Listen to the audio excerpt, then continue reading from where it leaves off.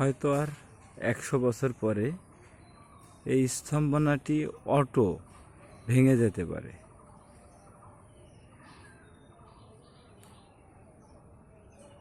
এখনো ইতিহাসকে সাক্ষী রেখে দাঁড়িয়ে আছে।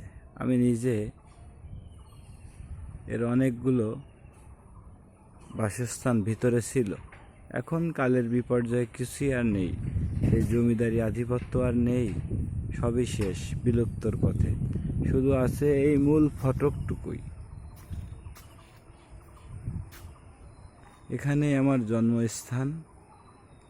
আমি অনেক ছোটবেলা ধরে এখানে বড় হয়েছি। আমি নিজে অনেক কিছুই দেখেছি। ছোটবেলায় এত গাছগাছালিও ছিল না, ভয়তে আমরা ছোটবেলায় উঠতাম না। এখানে সাপ থাকতো।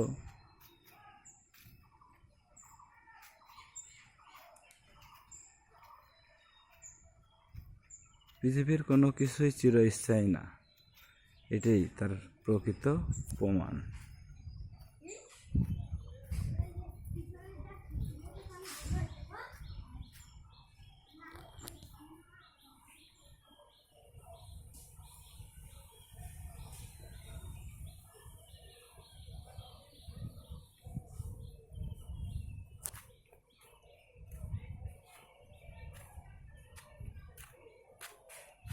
ওই যে আমাকে তপন কাকা ইট নিয়ে যাচ্ছে। শুনেছি এদের যে আধিপত্য, এসবই চুন সুড়কির তৈরি করা গোল গোল ইট, কিছু না হলেও 300 বছর পুরনো।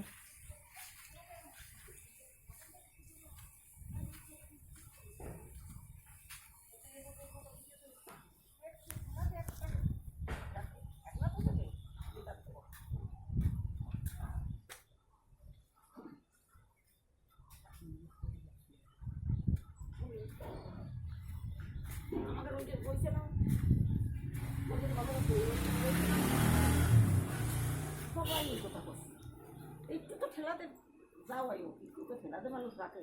এরকম তো কয়দিন বলছি, তাতে কিছু করতে পারি। হ্যাঁ, তাহলে যে এত হেলে গেছেই, তাই একটু তো মানুষ পেলা ফুলো দেয়। আর যদি তাকে ফেলে দেন টাকা দেয়, আর যদি 2-3 দিন রাখবে তাহলে পেলাতে রাখবে।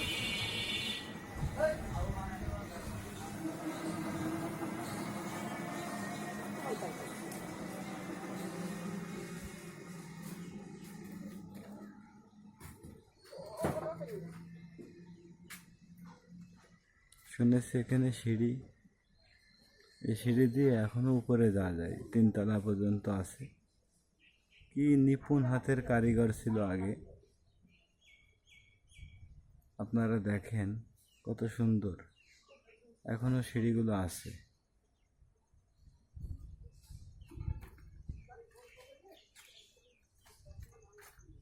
এই সিঁড়ি দিয়েই 3 তলা পর্যন্ত উঠা যাবে।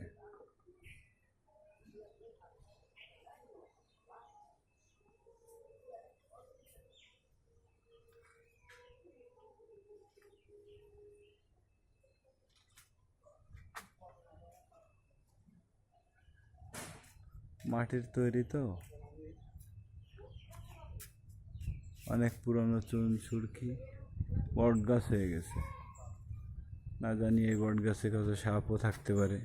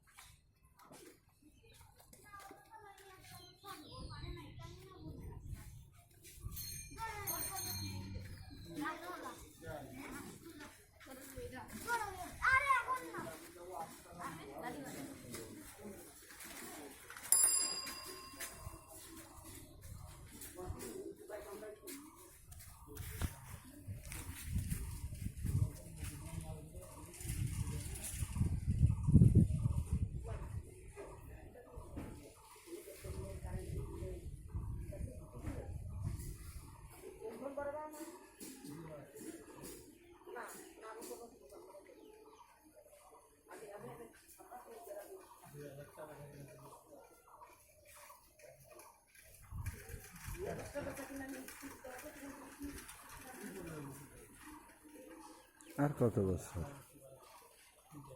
ধ্বংসত্ব হয়েছে। এতটুকুই আপনাদের মাঝে আমি নিজে যতটুকু পেরেছি সুন্দরভাবে ফুটিয়ে তোলার চেষ্টা করলাম।